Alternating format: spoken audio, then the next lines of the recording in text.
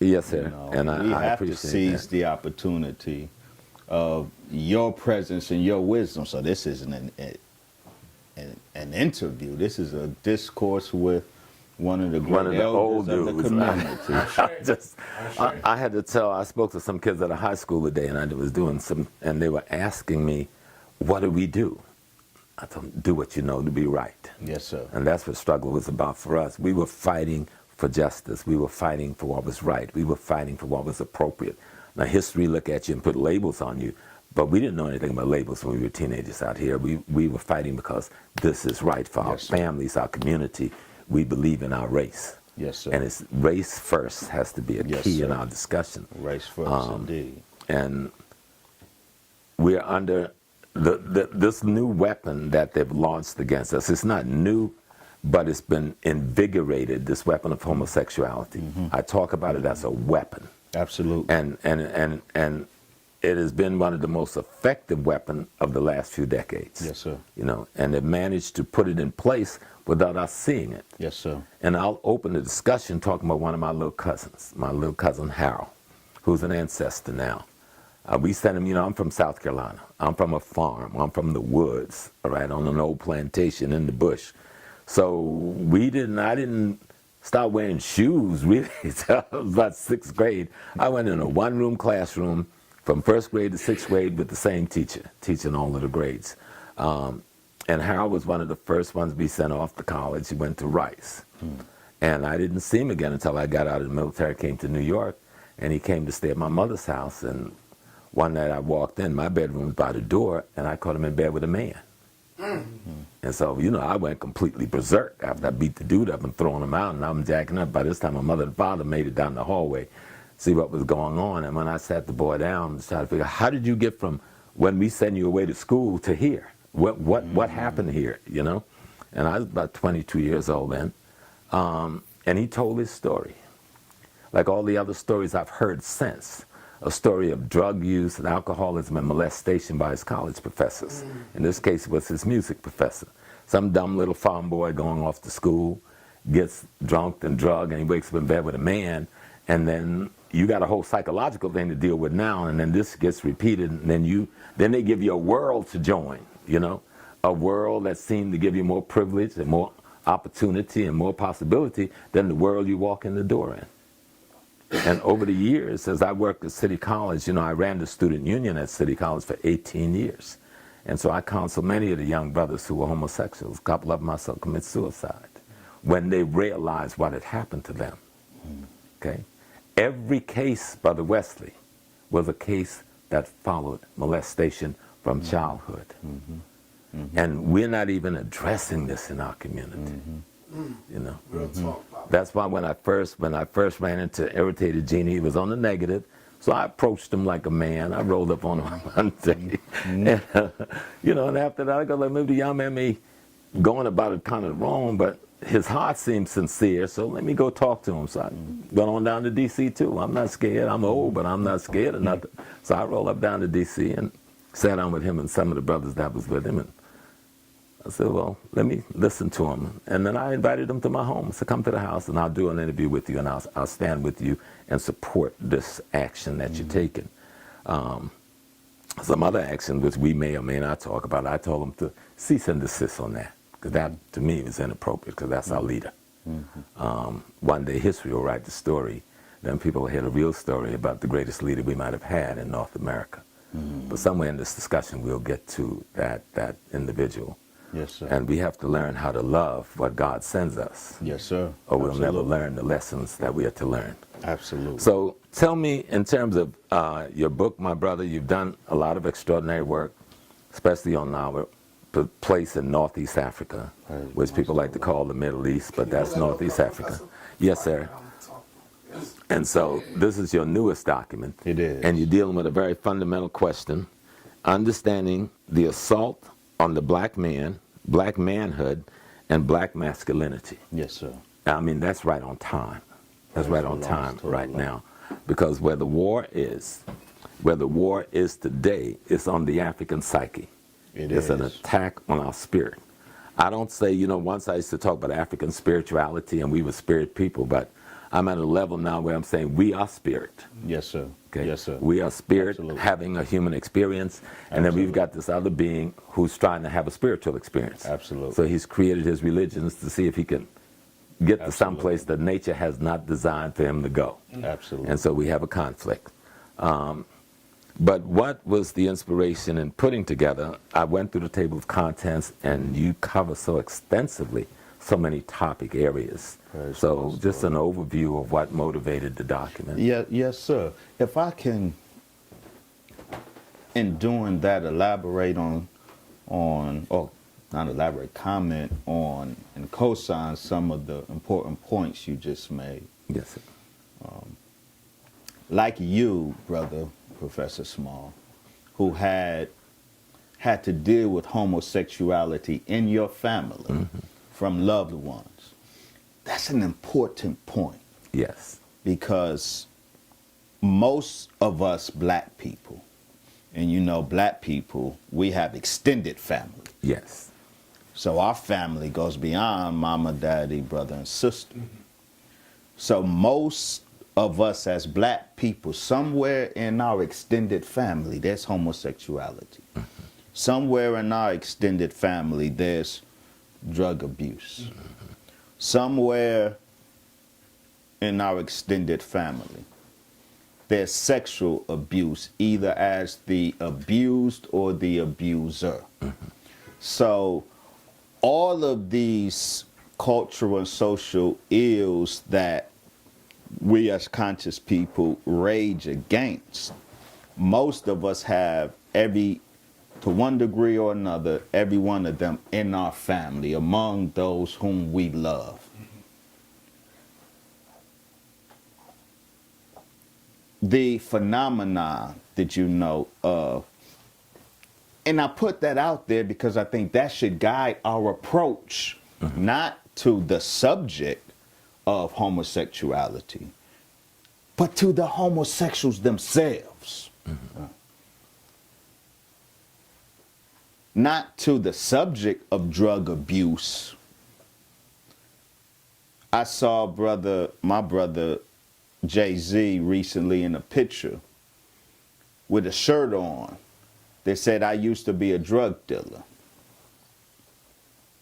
I document in my book, in the whole chapter, the actual origins of the crack apocalypse. We got confessions by the one who first tested crack cocaine in a laboratory at UCLA, University of California, Los Angeles, 13 years before the word crack was ever mentioned. They taught monkeys in 1972 in a basement laboratory at UCLA how to smoke crack cocaine. And then they deployed that crack cocaine in South Central Los Angeles deliberately. Absolutely. I document with confessions that black people were deliberately targeted. Absolutely. With this chemical that was created as part of the assault on a black man. I raised that point because crack devastated our community. None of us should be proud of having been a drug dealer. Right. We should condemn the drug epidemic. We should condemn those who participate in and participated in that catastrophe. But I don't hate my brother Jay-Z because he did. I condemn any participation, willing, voluntary participation in that Holocaust, the crack Holocaust. And I would ask that neither Jay-Z or any of our cultural icons hold that up as fly. Don't brag on participation in the crack Holocaust. It's like those blacks who participated in the slave trade. bragging on their participation in the slave Holocaust. Bragging on participation in the crack Holocaust is tantamount to that. So none of us should brag about having participated in the conspiracy to destroy the black male mind in particular. But I don't condemn. You won't hear me condemn my brother Jay-Z. I don't want to kick my brother Jay-Z in the stomach.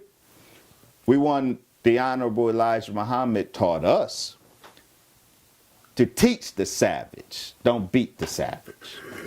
Or to teach those of us who are wayward, don't beat those of us who are wayward. So our family who are victims of the homosexual agenda, just as our family who are victims of the drug agenda, we love them. We sympathize with them. We don't want to beat them. We want to redeem them. The issue of molestation or pedophilia in the black community that you rightly know we don't say enough of. Yes. But it's bigger than homosexual pedophilia. And I think this is a good example of the dangers of being too preoccupied with homosexuality to the neglect of the other aspects of this assault.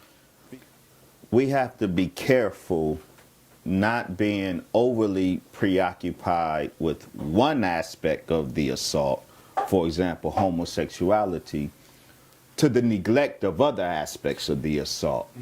The fact of homosexual pedophilia going on in the black community and the silence, that is a fact, but an even bigger fact is that, according to News One study,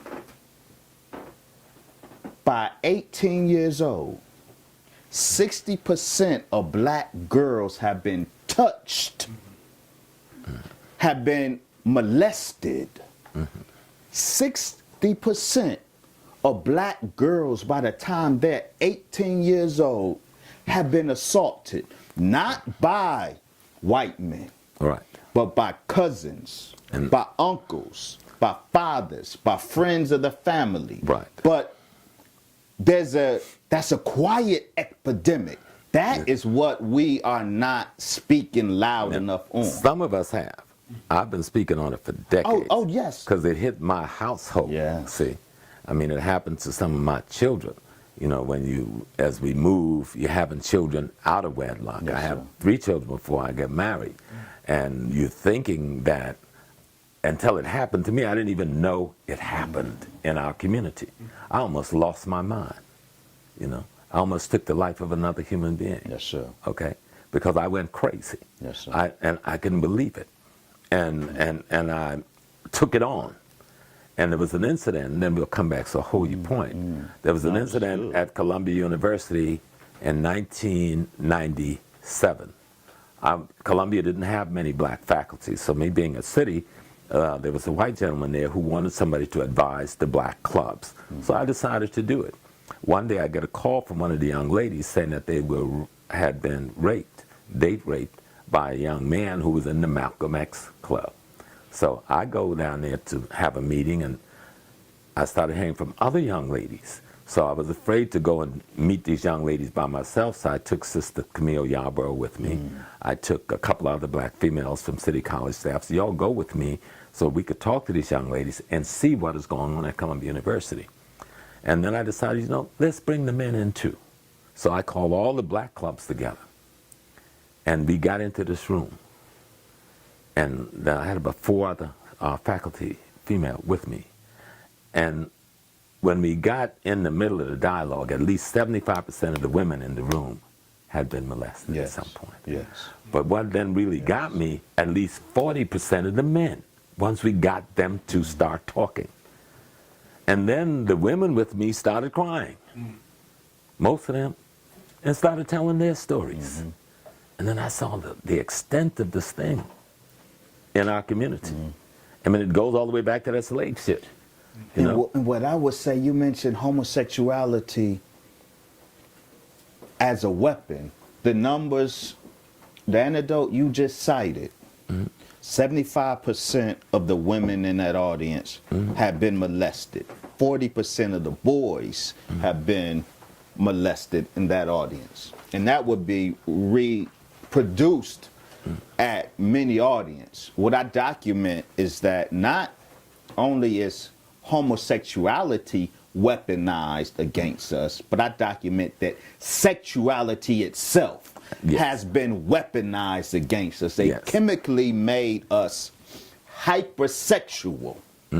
And so we're so hypersexual. I document that hypersexuality, our Lord is our sex drive, but it's been made that way chemically. I document the chemical experiments that deliberately produce hypersexuality in the black community, and how they document and know that hypersexuality inevitably bleeds into homosexuality. So while they made the black community so hypersexual, that's why the predators, the black predators, prey on our black girls and our black boys. So my point is, don't just frame this as we must not just frame this critical issue as only an issue of homosexuality. It's an issue of sexual predation. We black men, whether we are heterosexual or homosexual, we have become the #1 predators of our women and our babies. The primary threat to black life ain't the Trump administration.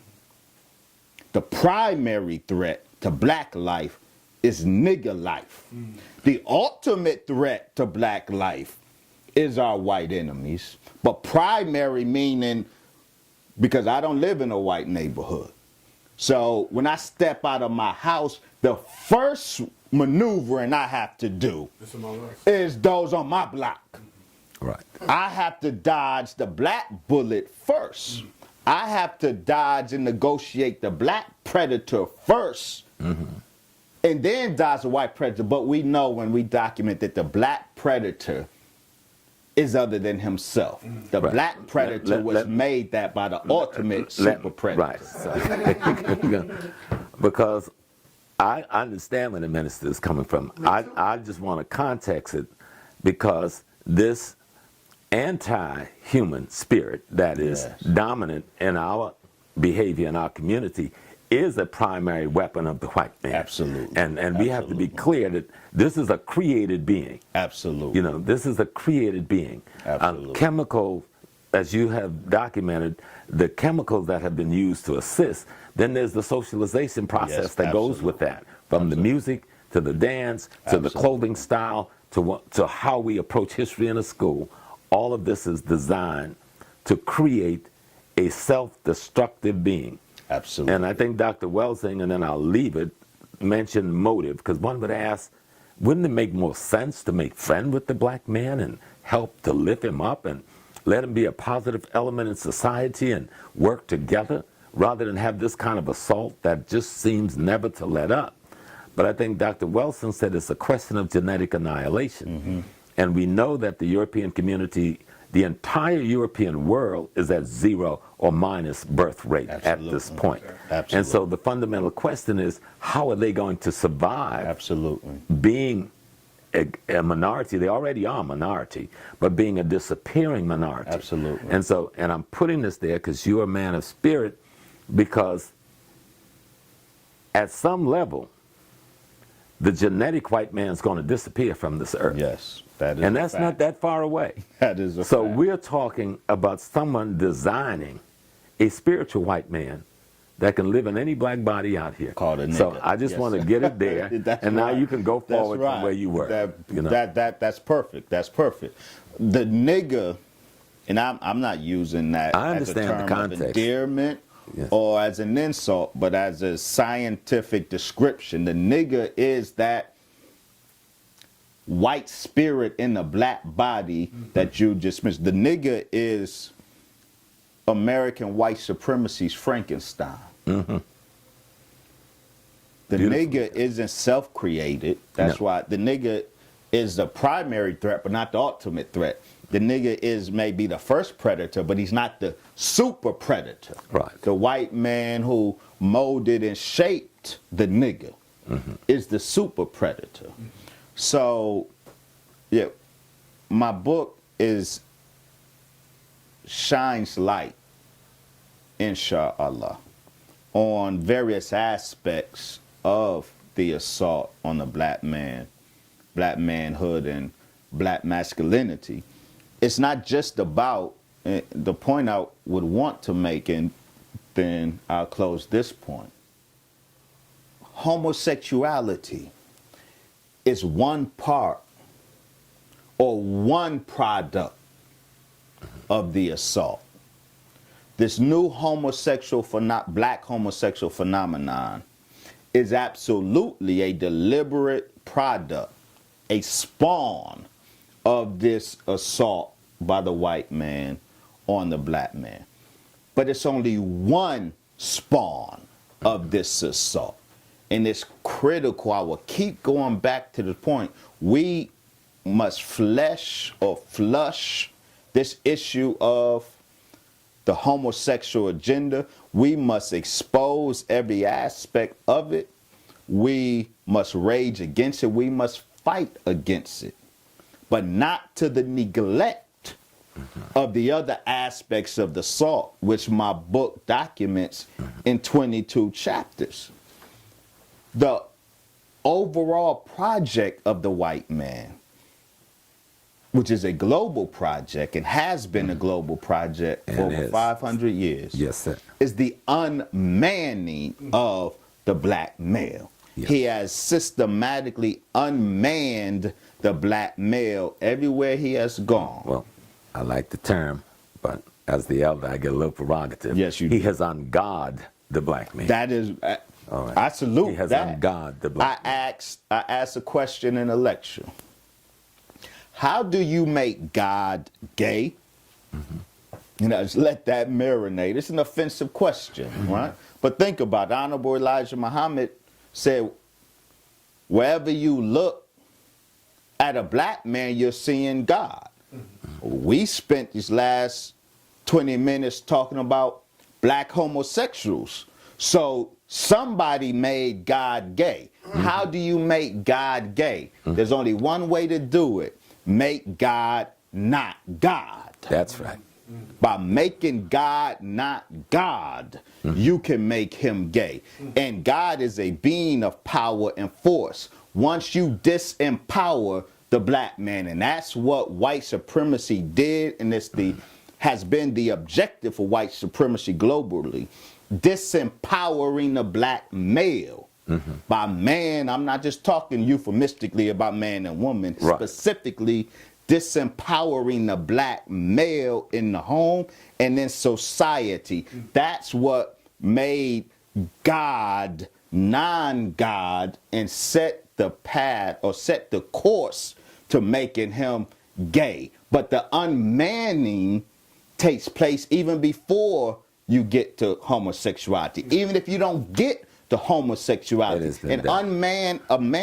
a black male in his home who has no authority because he's living in his wife's house, because he has to get an allowance, he has to ask his wife for money because she's the breadwinner and not him.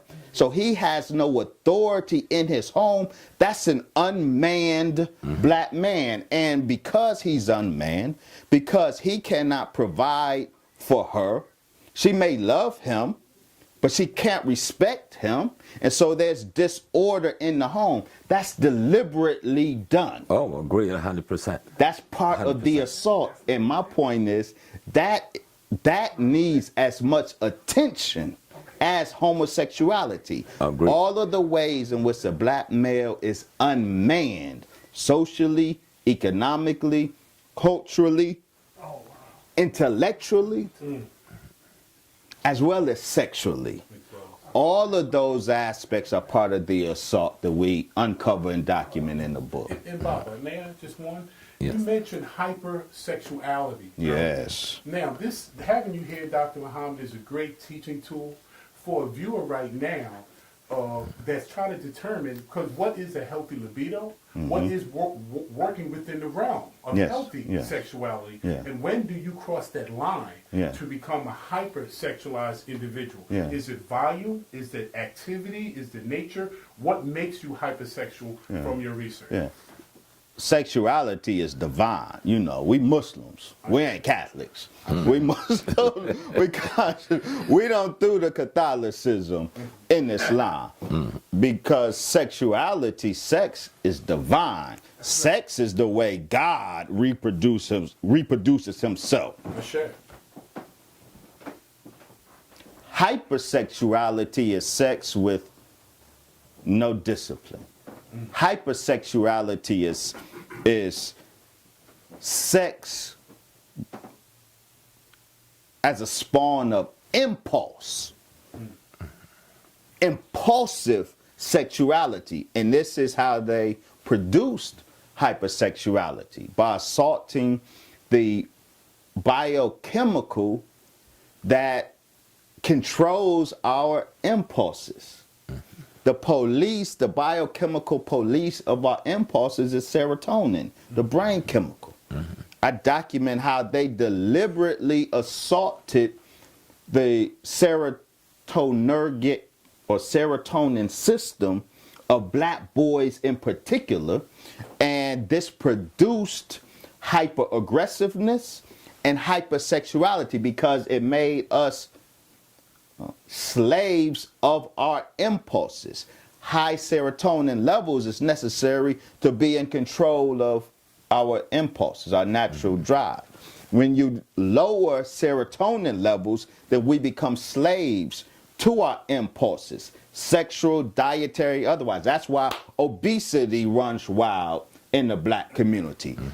Impulsive violence, not strategic violence, impulsive violence and aggression. You looked at my woman wrong, so I'm gonna literally kill you. That's that impulsive violence. Impulsive sexuality. We'll throw it in anything that will spread her legs with no consideration of responsibility, no consideration of duty. That's hypersexuality. It's irresponsible sexuality. Sexuality is of God. Irresponsible, weaponized sexuality is of Satan, the white man. So the last part of that, the impulsiveness is what identifies. So it's not promiscuity, it's not multiple partners. It's just, now let's say you're in a monogamous relationship that you have impulsive sex in. Are you still considered to be a hypersexual person if you have one partner and you and your partner just decide to impulsively have sex? Is that still classified as hypersexual? Well, no, that's not what I'm talking about. You know, terms such as promiscuity,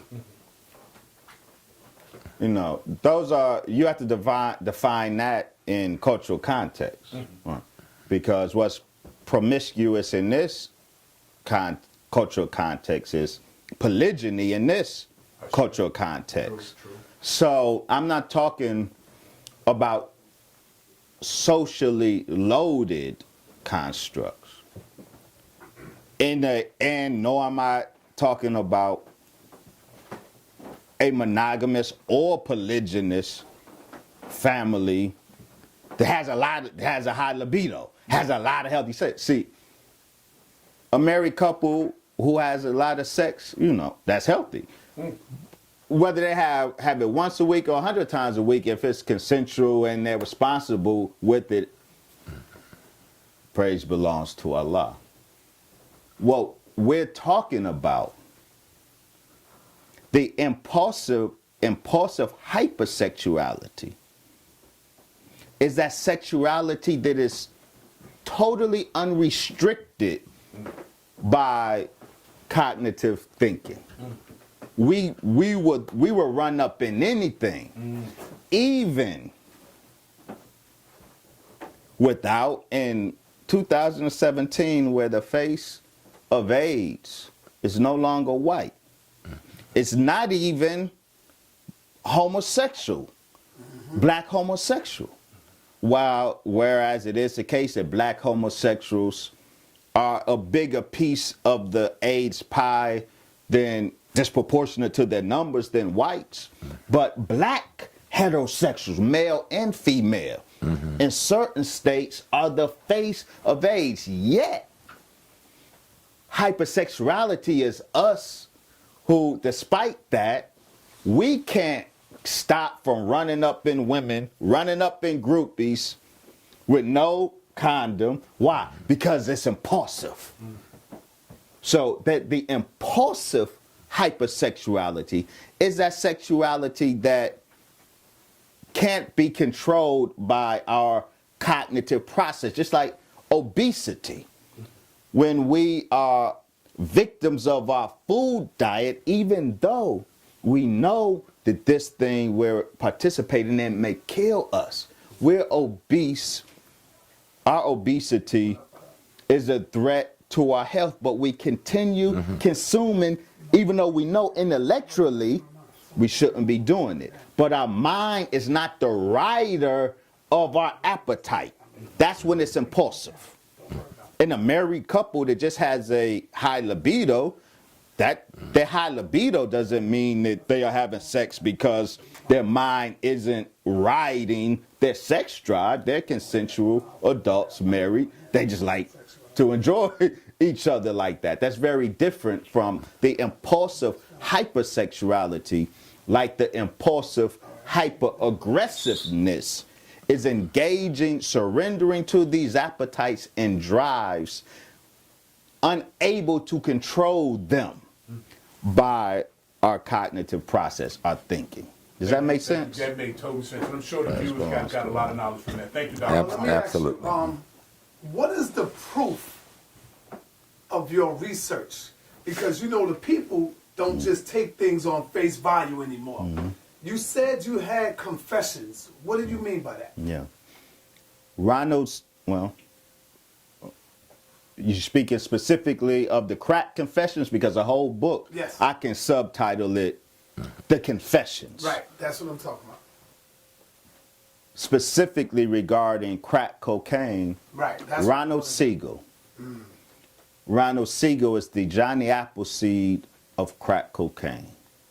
Ronald Siegel confessed in courts of law and on radio to having been the first one to, in his words, discover crack cocaine 13 years before the world knew what a crack cocaine was. He confessed to having trained monkeys in the basement laboratory of UCLA, trained them how to smoke crack cocaine 13 years before our people in South Central Los Angeles knew anything about crack cocaine, even powdered cocaine, because it was too expensive for them. We were still tripping on heroin and marijuana. Ronald Siegel is important because Ronald Siegel, the Johnny Appleseed of crack cocaine by his own confession, he's a protege of a very important devil, Dr. Louis Jolyon West, or Dr. Jolly West, who was the Lord of UCLA neuroscience and psychiatry. Ronald Siegel was his protege. Dr. Jolly West's biggest claim to fame is he was an official, what they call CIA doctor. The CIA doctors were the doctors who weren't in the direct employ of the CIA, but were funded by the CIA to do civilian research on behalf of the CIA. Dr. Jolly West did most of his career, he did research on behalf of the CIA. His research targeted black men.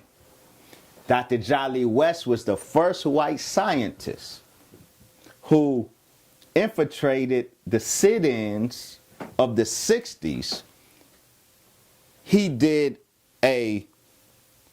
was an observer participant in the sit-ins. His purpose was to discover the cause of the psychology behind Negro revolt. Follow me. Allow me to elaborate, because this is critical to everything we're saying.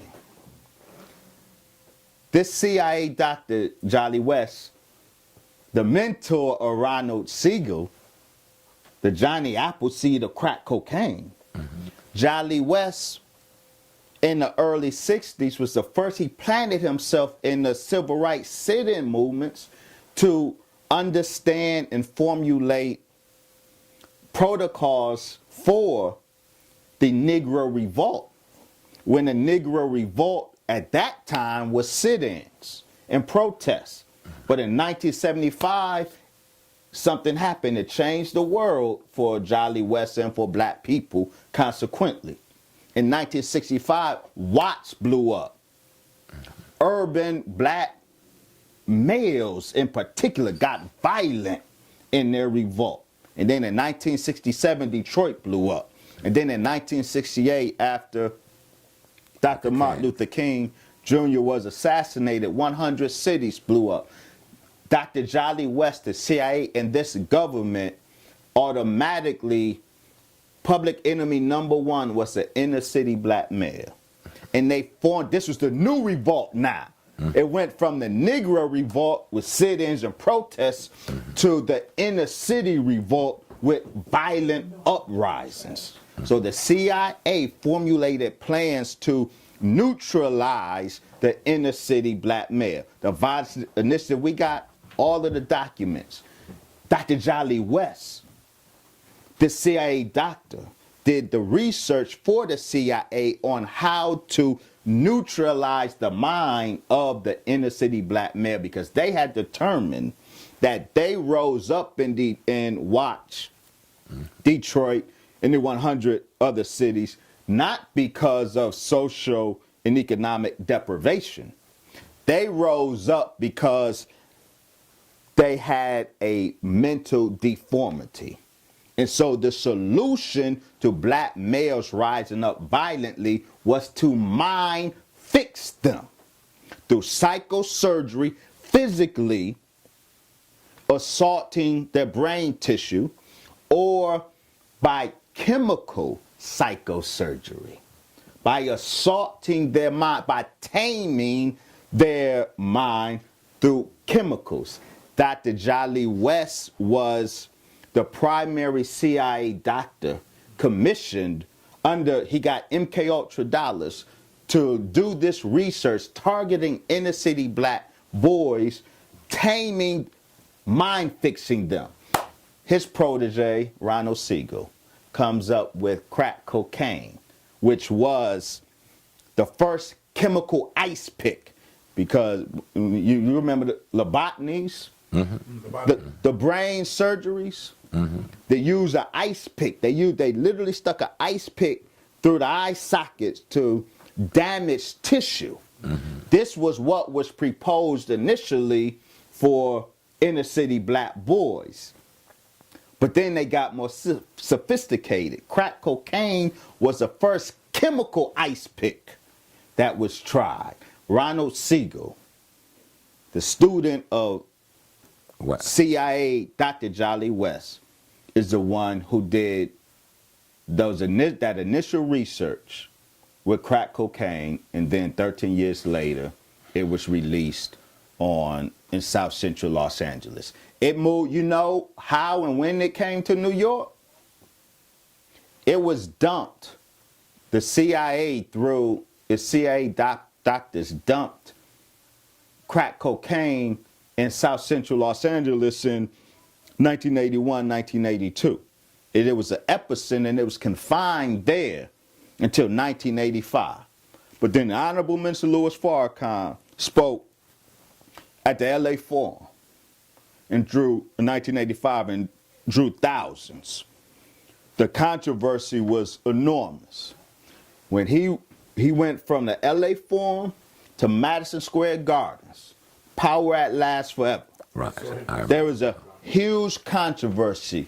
Everybody, all of the officials in New York did everything they could to shut Farrakhan down and disconnect what was looking like this magnetic connection between Louis Farrakhan and Black youth. He came, despite their protests and their conniving, he came to Madison Square Garden, 25,000 inside, 25,000 outside. Young brothers. They came with guns because we lived guns that the government gave us. But when they found out they couldn't bring the guns in, they dropped them. That was a sign to our enemies. It was 3 weeks later, 3 weeks after Power at Last Forever at Madison Square Gardens, where crack cocaine is first reported in New York. Crack cocaine was to be the chemical ice pick. To what? To neutralize that? To neutralize, to mind fix the black male who will rise up against white authority. And Farrakhan showed that he's the magnet for those young black men who will be galvanized to rise up. And that's why when, after the Madison Square Garden demonstration, they migrated the crack apocalypse. It was silent in South Central Los Angeles from 1981 to 1985. It was unreported because it was licit. It was permitted. South Central Los Angeles was quarantined as the experimental zone. But the demonstration at Madison Square Gardens by the Honorable Minister Louis Farrakhan, the evidence that he was the one around whom inner city black males could gravitate and get inspired to rise up. 3 weeks later, they migrated crack cocaine from South Central Los Angeles to New York. I document all of the confessions. Can I see? Yes. See, though you know how I do. I do footnotes and bibliography. So everything that we say is documented. We give the footprints for you to follow. But we got Ronald Siegel's audio confession, and we have his confessions in court of law where he an expert testimony, an expert witness in cases, and during those testimonies he confesses. But he wasn't, here's my confessing, he was bragging about having trained monkeys to smoke crack cocaine 13 years before the world knew what crack cocaine was. But so all the proof is there. I got a follow-up. Professor Smalls, you want to go before I follow up? No, go ahead. Okay, so you said white supremacy was behind this. What do you mean by that? Yes, and that's important. Right. I was thinking when Dr. Frances Cress Wells sing, may Allah be pleased with her. She educated all of us on whites' fear of genetic annihilation. In the American context, the same circle of UCLA scientists who is behind ultimately the crack holocaust. Those same scientists during the same period in the 80s innovated or contributed to and advanced what's called dominance hierarchy studies. For black folks, everything is about rights. Well, let me say, for the Negro, everything is about rights. Civil rights, human rights, all of this. But for the white man, everything is about power. And the dominance hierarchy studies were the scientific studies on dominant male groups and subordinate non-dominant male groups. They scientifically studied what made what makes dominant males dominant is there's something about them. And they discovered that there's a biochemical profile for a dominant male, a biochemical profile that inclines one to a certain set of behaviors that facilitates dominance. They discovered that there's a biochemical profile of non-dominant males. Non-dominant males have a different biochemical, not genetic, have a different biochemical profile than dominant males. And the biochemical profile of subordinate non-dominant males, that profile inclines them to a certain set of behaviors that perpetuates their continued non-dominance.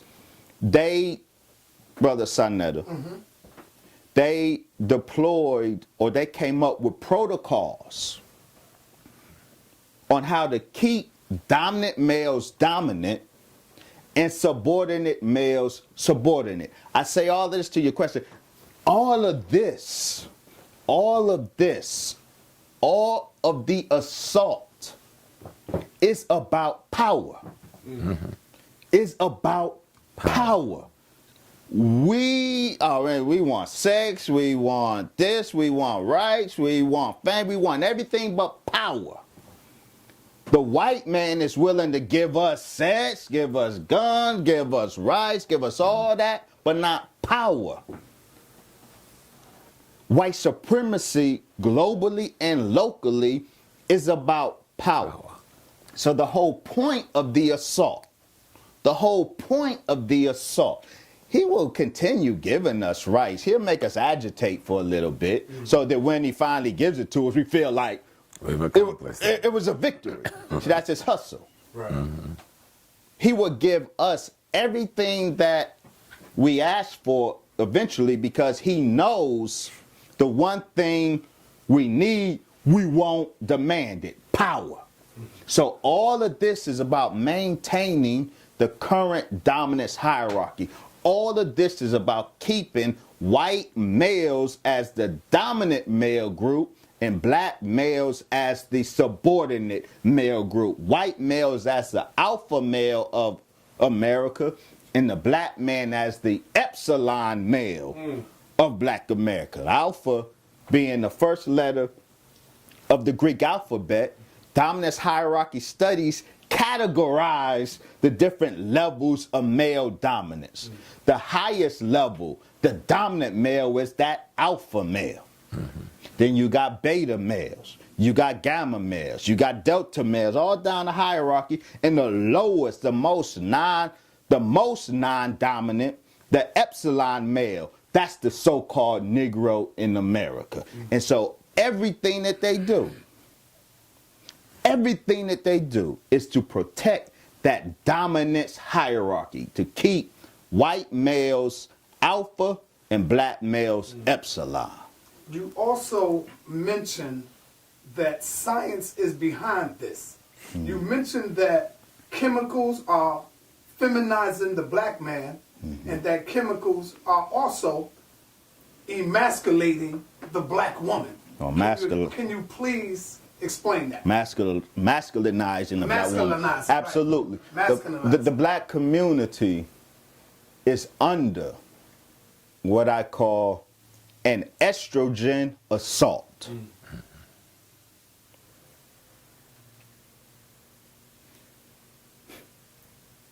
All the gun clapping in the black community, that's actually not a manifestation of hyper-masculinity. All the gun clapping in the black community is a manifestation of the feminization of the black community. See, we clap guns because ain't nobody fighting anymore. That's true. Right. Because niggas scared to fight. Exactly.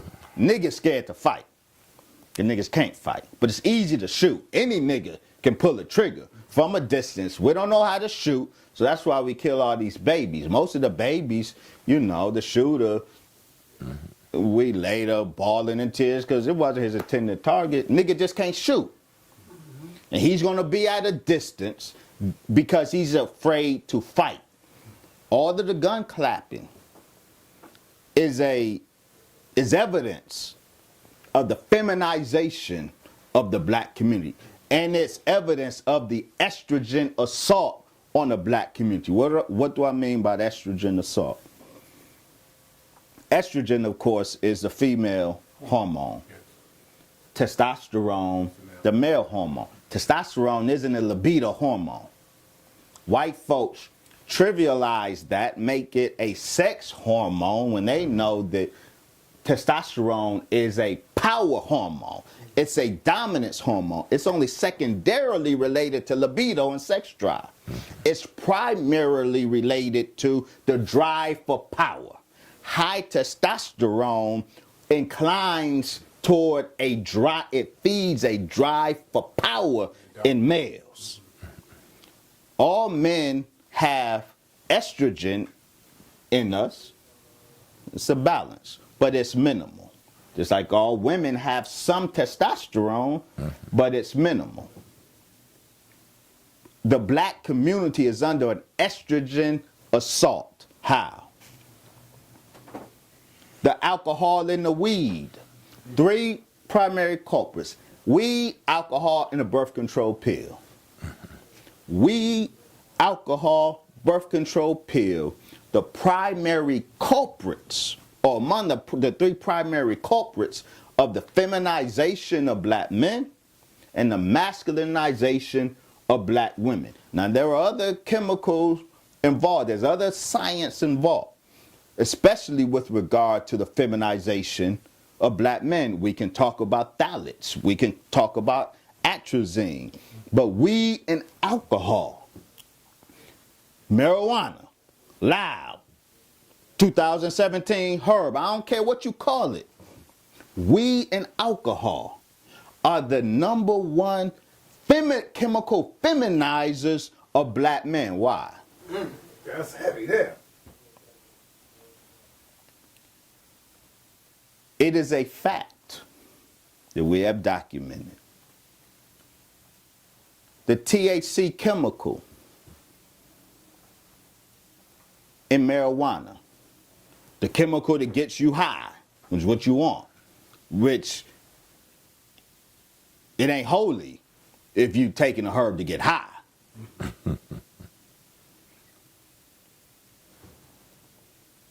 Originally, natural cannabis on average, or marijuana on average, has a THC content of less than 1%. The marijuana that's being loud, the marijuana being smoked on the street today has a THC content of anywhere from 10 to 20%. Why was it, and I document how it was deliberately, the THC content in marijuana was deliberately increased. Why was it deliberately increased? Because THC assaults the testosterone of males. THC chemically castrates in 2 ways. It castrates the black man's mind, and it castrates the black man's his higher potency and his lower potency. Because THC not only lowers existing testosterone levels, it inhibits the production of testosterone. So black men have lowered testosterone. That's why there is no drive for power. That's why we happy with not real money, but crummy money. We're happy with fame. We're happy with rights. We're happy with this. And we have no desire for power because our testosterone system is lowered. Now, normally when you see when you see a nigga lighting up, he's also throwing something back too. Got the weed in one hand and a bottle in the other. Yeah. That's a double assault on your masculinity, because while that THC in the joint you smoking is lowering your testosterone level, the alcohol, we now know, alcohol exaggerates a natural long-term use of alcohol. Exaggerate artificially stimulates a natural process in a man's body. That natural process is aromatization. All men, like I said, all men have a natural amount of estrogen in us, a female hormone. The estrogen that we have is metabolized from or produced from testosterone. Some of our testosterone converts to estrogen naturally. That's the source of the natural amount, small amount of estrogen that men have. That process of converting some testosterone to estrogen is a process called aromatization because it's facilitated by an enzyme called aromatase. I hope I didn't lose. No, I'm rolling. What long-term use of alcohol does, what chronic use of alcohol does, is artificially stimulate the process of aromatization. So instead of leaving be at the natural amount of estrogen in the body, alcohol use stimulates it artificially, puts it in overdrive, so it builds excess estrogen in the man's body. This is why chronic alcohol users, if you ask them to get naked, I'm not saying you should, but if you ask them to get naked, there's two things you will likely discover in many chronic alcohol abusers. Man boobs and small testicles. Interesting. Dr. Muhammad, if I may bring you back to the question of power again, in that with lack of testosterone levels, the alpha male, one, doesn't seek, or doesn't become an alpha male, doesn't seek power. Now, you clearly are following the legacy of a lot of the men that the Honorable Elijah Muhammad has set on the path of knowledge, wisdom, in Malcolm X, in the Honorable Louis Farrakhan. Now, with the documented information and the confessions, like you said, even stated in the courts of law, does this evidence rise to the point where this can be taken to a world court?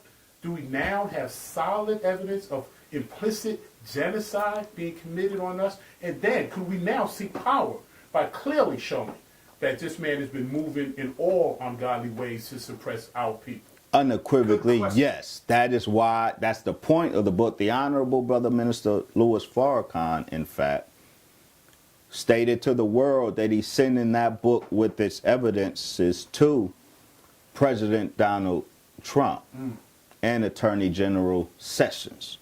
He's sending the book to the White House for them to study before they pursue the course that Donald Trump has been threatening to roll up in Chicago. Because what we document irrefutably, which will stand up in the world court, and we're taking it that's why we're sending it to the White House, bringing it to their attention. We're making this a matter of global consciousness. Because we document the origin of the inner city carnage. It wasn't self-created. The government, Donald Trump he's never been a politician.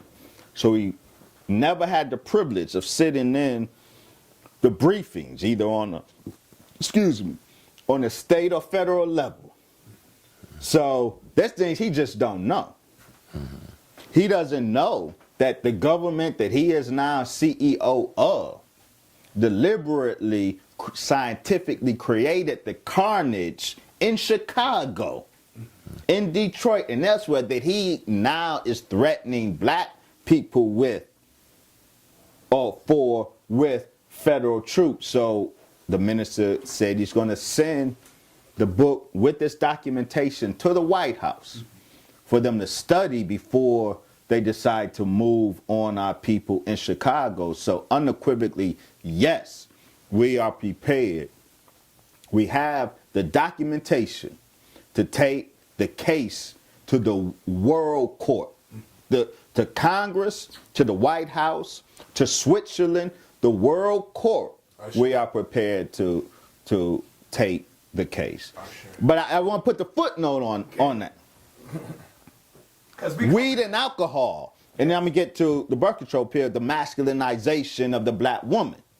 Weed and alcohol are the two greatest assaulters of black male masculinity. That weed lowers, reduces testosterone, that alcohol increases estrogen. That's why black men are so doggone emotional and impulsive. That's part of the feminization. Black women, the Most Honorable Elijah Muhammad told us that the birth control pill was genocide. He said that the birth control pill was designed to keep the black family. It was an assault on the black family. Now we know why. Not just because, you can't get pregnant, but the birth control pill masculinizes women. How does a birth control pill masculinize women? Most birth control pills have high levels of estrogen in them.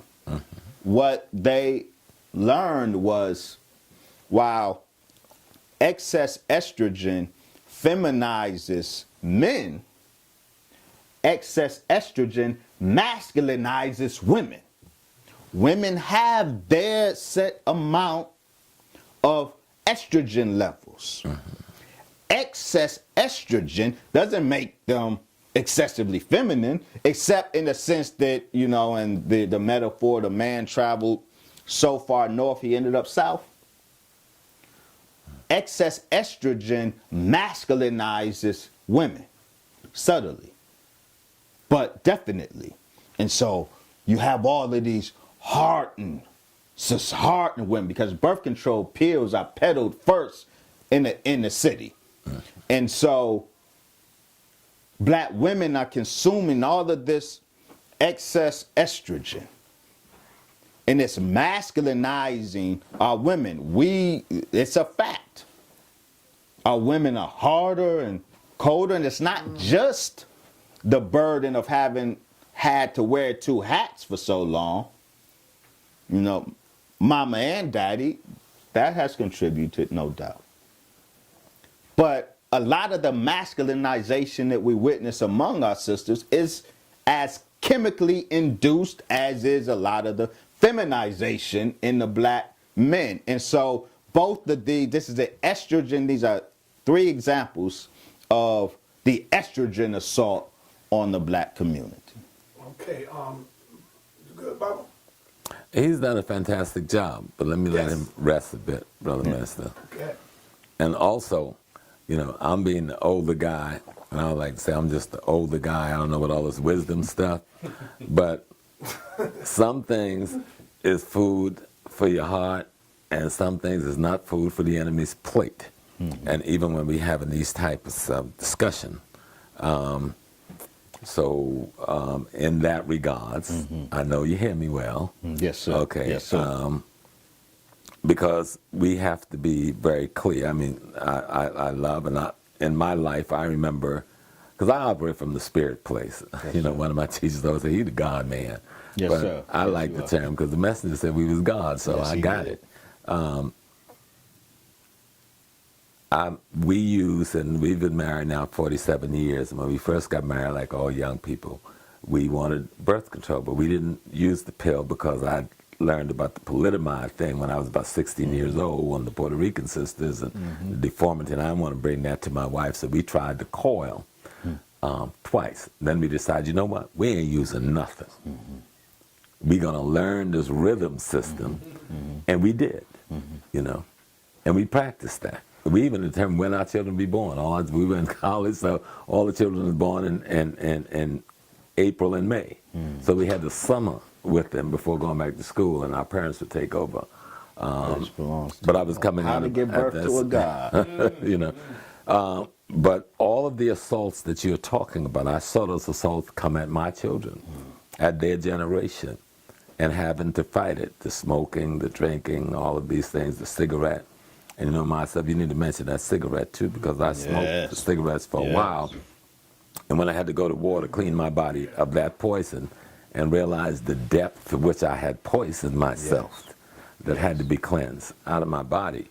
But you've outlined very clearly that chemical warfare and psychological warfare was coming from the very institution that we call government.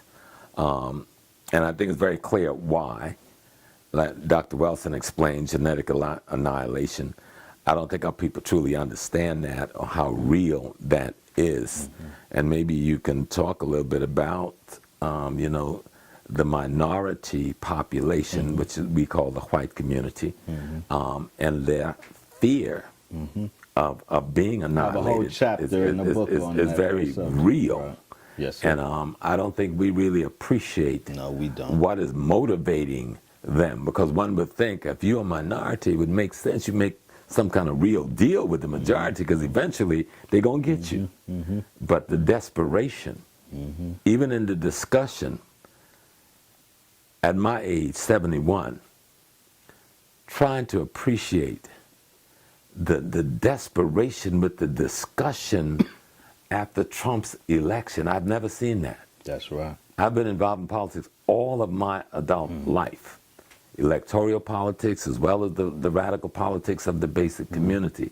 I have never seen this reaction to anyone. That says a lot. Something is at stake here that we are not very clear on. Yes, sir. And we need to understand what is at stake in America right now. Yes, sir. As regards the black man especially, because we are the world majority. Yes, sir. Absolutely. People are trying to confine us to those blacks who speak English, or the blacks who speak English or French, but we're all over the planet. Yes, sir. And we are the world majority. Yes, sir. If we can ever and by link 2042, we will be the American majority. Stephen King spoke truthfully about America will be, according to the census reports, by 2042, America will be and the term he used came right from the studies that we discussed, America will be a minority majority country. The majority of America will be so-called minorities. But to your point, they interviewed whites, and this is why the reaction to Donald Trump is the messiah of the alpha white male who has felt disempowered for so long, but especially the last 8 years under a black president. The alpha white male has been feeling disenfranchised. Donald Trump is the messiah of that alpha white male who feels, I say feel because he never was disenfranchised. Right. The black president didn't disenfranchise the alpha white male. But those on the street have been enraged by feelings of disenfranchisement. They asked whites, they told them that the data that by 2042 America will transition to a minority majority nation, and the whites who were informed this started to panic. They were scared. The investigators said there's only one thing that calmed them down and made them okay with it. When they told them that the data shows that even though by 2042 America will be a minority majority country, but that new white minority will still be at the top of the dominance hierarchy. And their anxiety depleted. They were happy because this is about dominance. This is about power. Donald Trump bogarted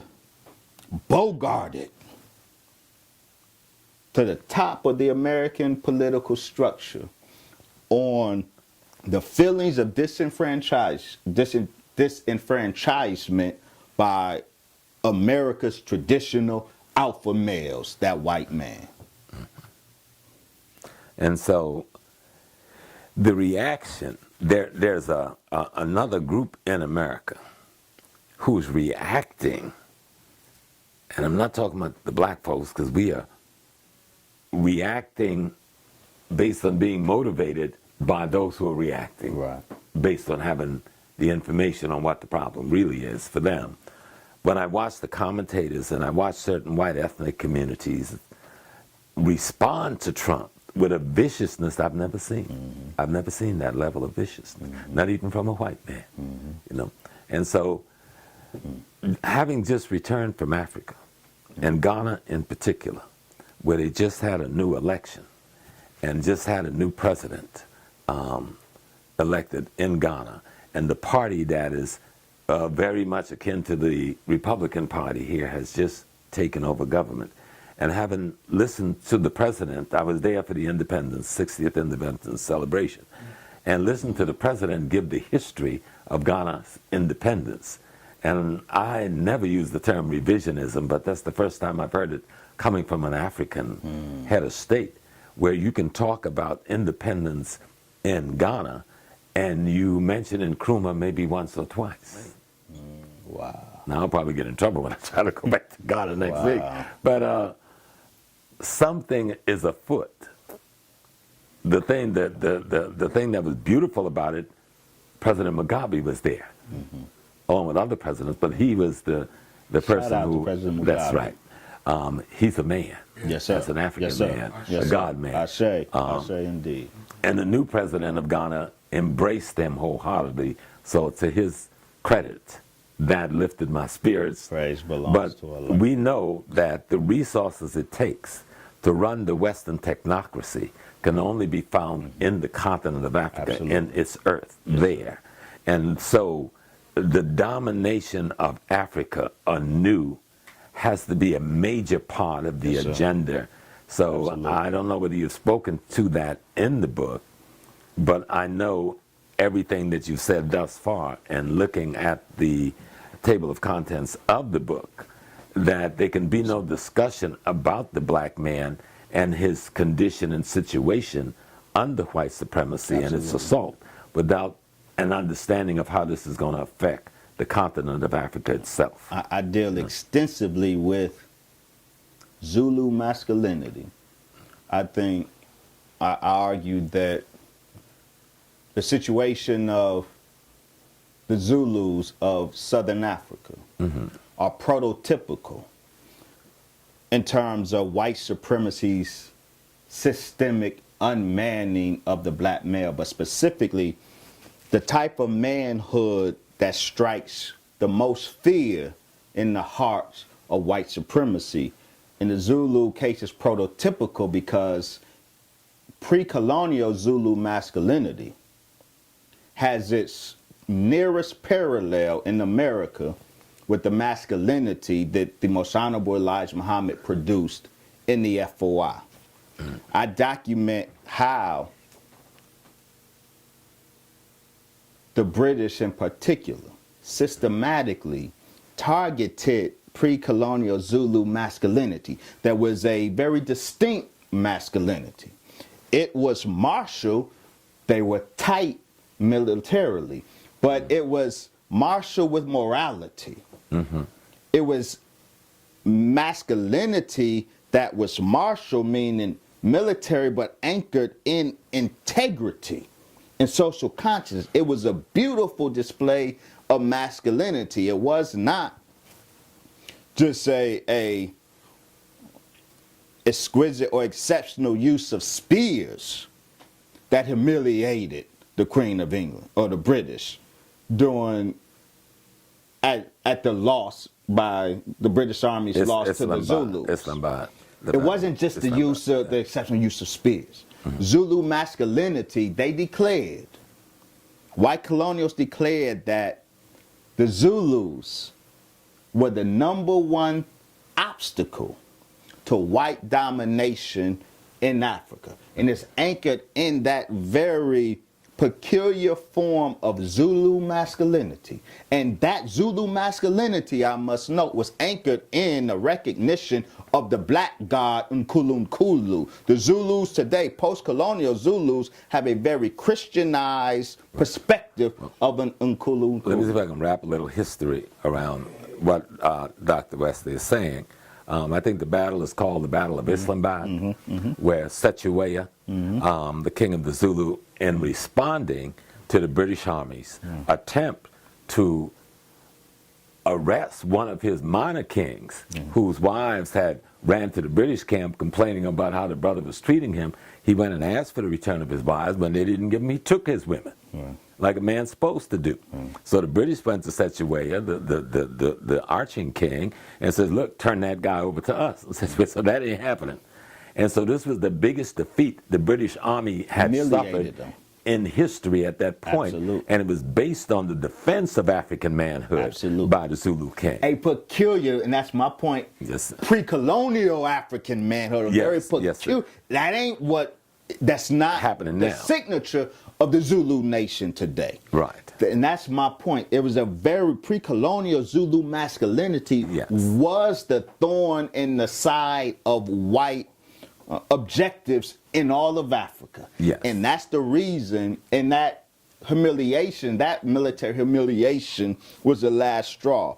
The British systematically dismantled Zulu masculinity. The Zulu nation was undone because the British specifically undercut Zulu masculinity through religion.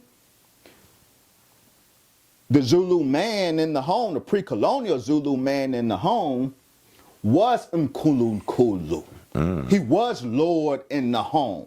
Pre-colonial Zulus were a patriarchal society. Southern cradle patriarchy, not northern cradle patriarchy. But see, you have, in the conscious community in particular, sisters demonizing patriarchy. Well, the patriarchy of the Zulus, at the root of it, was the black god and the father in the home, in the Zulu home, and in the Zulu crowd, the village. The father was Nkulunkulu. He was the Lord. And that's how society, but that was systematically undone by the British through economics and through religion. The woman was snatched by the church, was deliberately snatched by the church and made the head of religion. And then the black man was systematically or socio-economically disenfranchised. And so the Zulu woman is boss in the house now. She's the one that's over religion. The father is not calling on ancestors anymore. And that's a methodology that has been used across Africa, because contrary to what many people in the West think, Africa did not have a matriarchal society. That is absolutely It has a matrifocal, which means the bloodline is identified. See, they mad at me for saying that. Thank you for saying that. Oh, no, I understand it clearly. It has a matrifocal. It means like, I don't trace the bloodline through the man because I can assuredly know the bloodline by tracing it through the woman. But that didn't mean women rule, because they did not. Africa was not patriarchal. I love Sheikh Anta but unfortunately he was not precise enough in his language, and that was a springboard for a lot of confusion in the conscious community, because he declared Africa to be matriarchal, but he meant matrilineal. Matrifocal. Matrilineal, right. It wasn't matriarchal. Because African matriarchy is a myth. Today, it is a myth. Today, even in the Ashanti Nation, which is the best example people like to make reference to, because the Queen Mother has a role that one might misunderstand and presume to be dominant when it's not. Okay. And so let me just finish this, because this is important in terms of the structure he's referencing in terms of Zulu masculinity. That same type of masculinity that the Zulus so profoundly express, you can see across the continent, and it's assaulted in the same way, using religion, psychology, and economics in order to attack the entire African continent. The global project of unmanning the black male from one tip of Africa to the other, all the way to India, the Isles of the Pacific, and Yes. here in America. Or The even, systems are the same. Ungodly, like Baba said. Unguiding the black man. Let me come back to one more instance because it becomes important, because at the time that the Zulu would inflicted this defeat on the British, shortly before that, another major defeat, the biggest defeat in the history of Britain, takes place in the Sudan.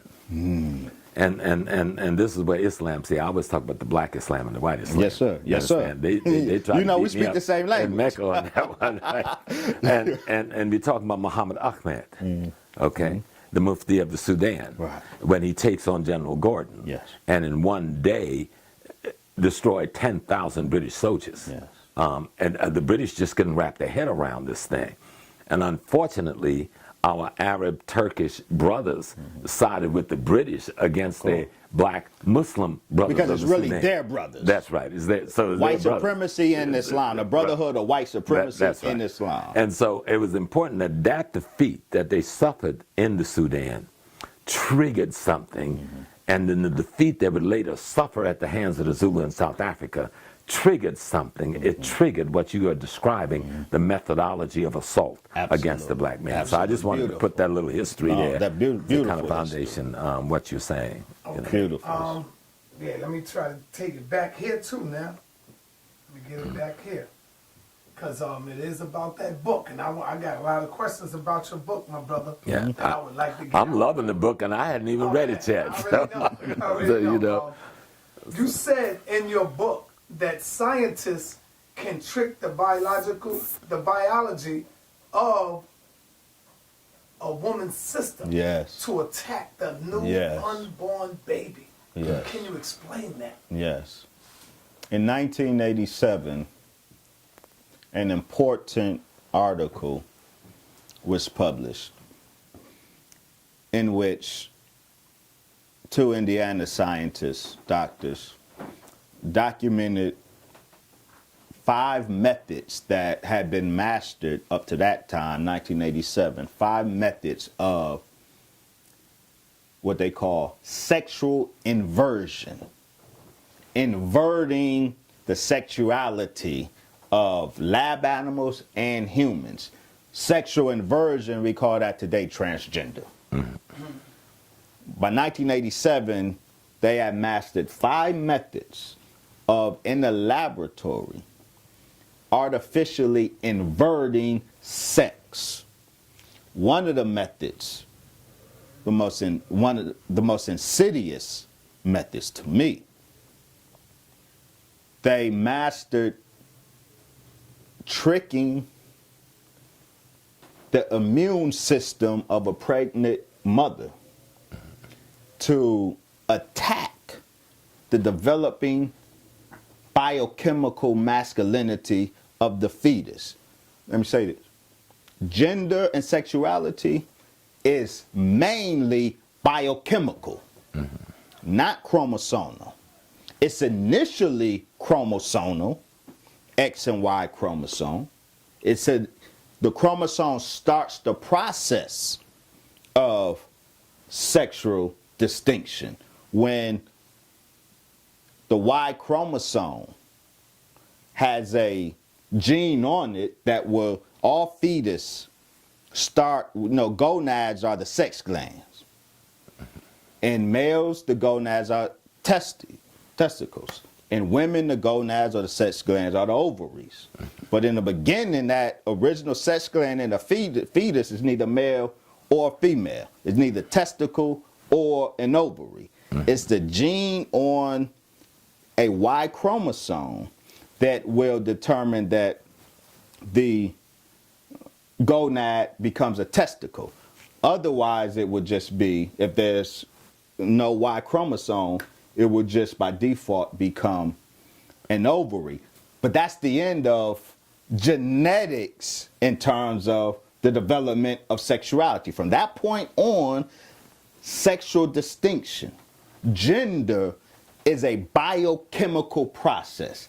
This is important because biochemistry is easily manipulated. Absolutely. When they discovered that gender and sexuality is mainly biochemistry, that was the key to manipulating gender and sexuality, by manipulating biochemistry. So in this method, they were able to trick, in the laboratory, trick the pregnant mother's immune system into, the immune system recognizes foreign substances in the body and sends white blood cells to attack it as an invader.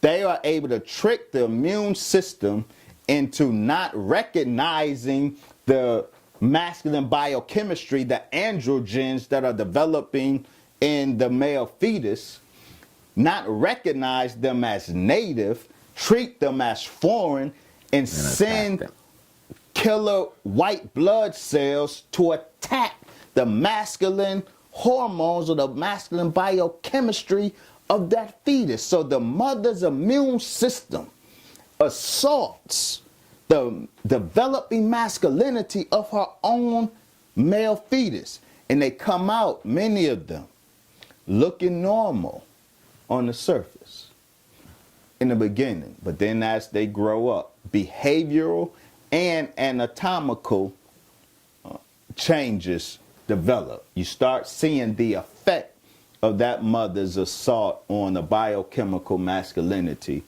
of her fetus. And that's why some of our people are born gay. Not because God made a mistake with them. God didn't make them gay.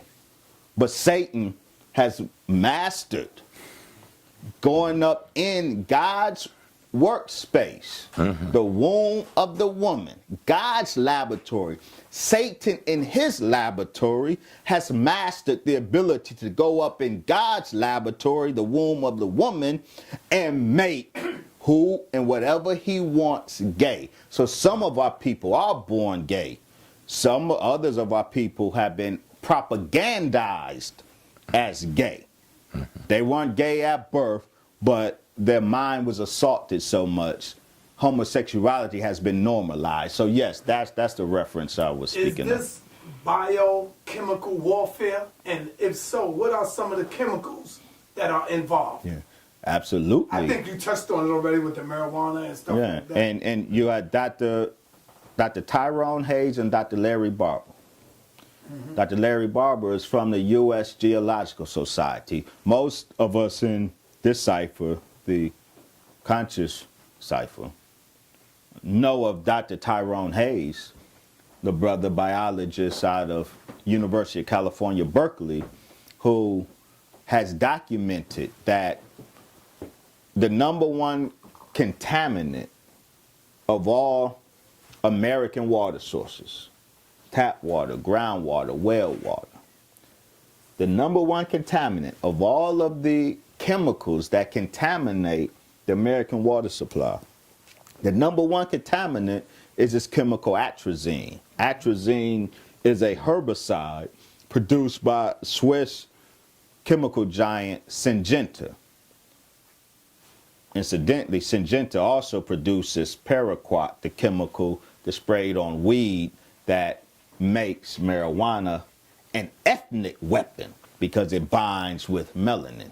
But atrazine, Dr. Tyrone Hayes, who was under the employ of Syngenta to study the effects of atrazine on the ecosystem because it's the #1 contaminant of the ecosystem, he discovered that atrazine in our water